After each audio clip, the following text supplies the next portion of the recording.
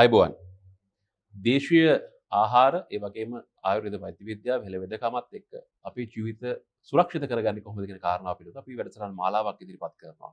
මේ එහි තවත් වැඩසටහනක් අපි අද දවසේ සම්බන්ධ කරගත්තා මේ පිළිබඳව කතා කරන්න. දේශීය වෛද්‍ය විද්‍යාව පිළිබඳ නැත්නම් ආයුර්වේද වෛද්‍ය විද්‍යාව පිළිබඳ මහාචාර්ය සංජීව ආහාරපද්ධතිනි මහත්මයා අයිබෝවන් කියලා. අයිබෝන්.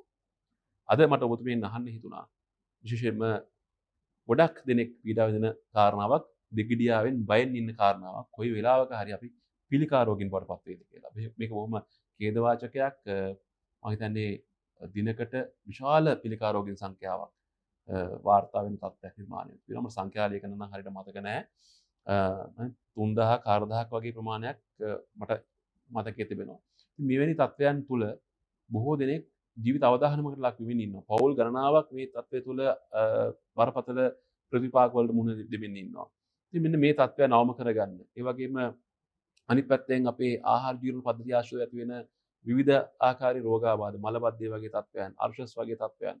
මේ දේවල් සම්බන්ධයෙන් අපි දකිනවා හැමදාමත්ම YouTube වල, Facebook වල, සමාජ මාධ්‍යවල විවිධ දැන්වීම් පවා පළ වෙනවා මේ සම්බන්ධයෙන් මේවා වළක්ව ගන්න විවිධ ඖෂධ වර්ග තියෙනවා කියලා. ඇත්තටම අපේ දේශීය වෛද්‍ය විද්‍යාව ඇතුලේ මේ තත්ත්වයන් වළක්ව ගන්න තියෙන සංඝටක ඖෂධ වර්ග ආහාර වර්ග මොනවද? ඇත්තටම කල්ප කතා කරා වගේ අපි පිළිකා වගේ රෝග තත්ත්ව ගත්තොත් එහෙම ඔබ කියන පරිදි ඉතා විශාල ප්‍රවණතාවයක් තියෙනවා පුද්ගලයන් සඳහා. විශේෂයෙන්ම අපි ගත්තොත් ජීර්ණ පද්ධතිය ආශ්‍රිත පිළිකා තත්ත්වයන්ගේ වැඩිවීමක් තියෙනවා. විශේෂයෙන්ම ගුද මාර්ගය ආශ්‍රිත පිළිකා රෝග තත්ත්වය. ඉතින් මේකෙදි ඇත්තටම අපි කරුණු කාරණා බැලුවොත් එහෙම හුඟක් වෙලාවට මල බද්ධය මේකට ඉතාම ප්‍රබල හේතුවක් වෙලා තියෙනවා. ඒකෙදි අපි ගන්න විවිධ ආහාර වර්ග මේ වගේ තියෙන අර කෙඳි වල තියෙන අඩුපාඩුව ඒ වගේ මේ වලටගේ තියෙන විවිධ රසායනික ද්‍රව්‍ය වර්ණකාරක රසකාරක නිසා මලබද්ධය ඇති වෙන්න පුළුවන්. ඉතින් මේ මලබද්ධය දිගටම පැවතුනොත් එහෙම විශේෂයෙන්ම ගුද මාර්ගය ආශ්‍රිත පිළිකා තත්ත්ව ඊටාම ප්‍රබල විදිහට ඇති වෙන්න පුළුවන්. ඉතින් ඇත්තටම අපි මේවායින් මිදෙන්න මම හිතන්නේ කල්ප දන්නවා ඇති අපේ පැරණි අය ඒගොල්ලන්ගේ ආහාර වේලේ අතරින් පතර තැඹුම් හොද්දක් පාවිච්චි කරනවා.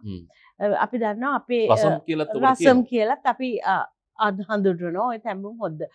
අපි දන්නවා දරුවෙක් රසම් කියලා කියන්නේ මොකද දන්නේ මේ අපි කියන්නේ සයිවර් කඩවලට කිව්වොත්. ඔව් ඇත්තට මේක හින්දු අර විශේෂයෙන්ම ඔව් ඒ ආభాෂයත් එක්ක අපිට හම්බුන නම අපේ තියෙන තැඹුම් හොද්ද අපි කියන කායන් හොද්ද කියලාත් කියනවා.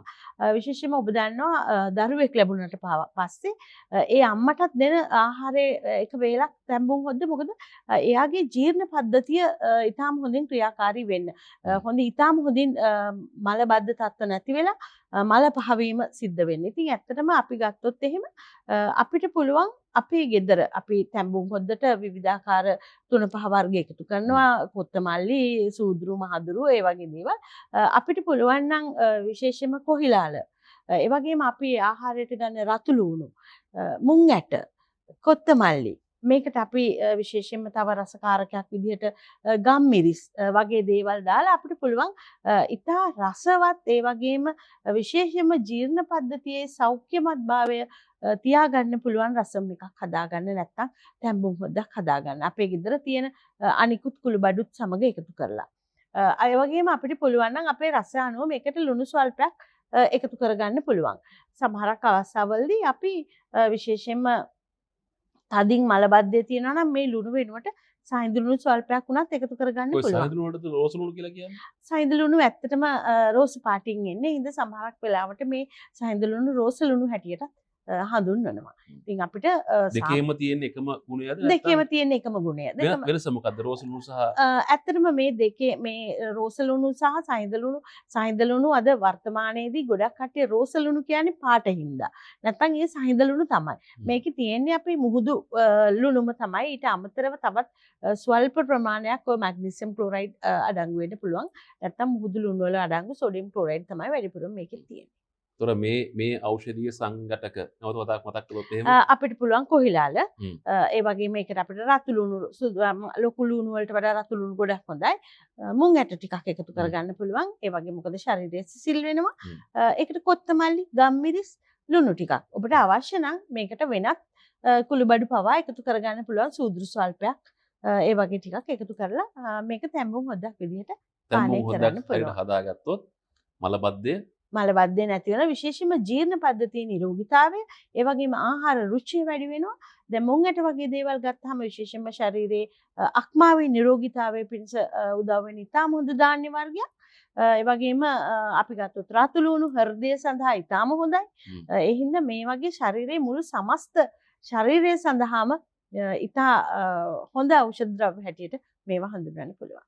හොඳයි පිළිකාව මලබද්ධය ආහාර ජීර්ණ පද්ධතිය ගැටලු සියල්ල निराකරණය කරගන්න පුළුවන් ඖෂධ සංඝටක අපි සතුව තිබෙනවා ආහාර අපි සතුව තිබෙනවා. නමුත් අපිට අවාසනාවකට මේවා අමතක වෙලා ගිහිල්ලා වගේ තියෙන හින්දා මතක් කරන්නයි අපි මේ වැඩසටහන ඔබට ඉදිරිපත් කළේ. තැඹුම් හොඳක් හදාගන්න පුළුවන්. එහෙම නැත්නම් අපි අර කියන සුපුරුදු විදිහට කිව්වොත් එimhe රසම් එකක් හදාගන්න පුළුවන් නම් මේ දේවල් එකතු කරලා මම හිතන්නේ ඔබේ ජීවිතයේ සුරක්ෂිත භාවය, සෞඛ්‍ය සම්පන්න භාවය ආරක්ෂා කරගන්න හැකියාව ලැබේවි. ඒ ඔබතුමා අපි බොහොම ස්තුතියි අන්තිම අපිත් එක්ක එකතු වුණාට. වරද බොහොම ස්තුතියි අපිත් එක්ක වැඩසටහන නරඹන්න සම්බන්ධ වුණාට.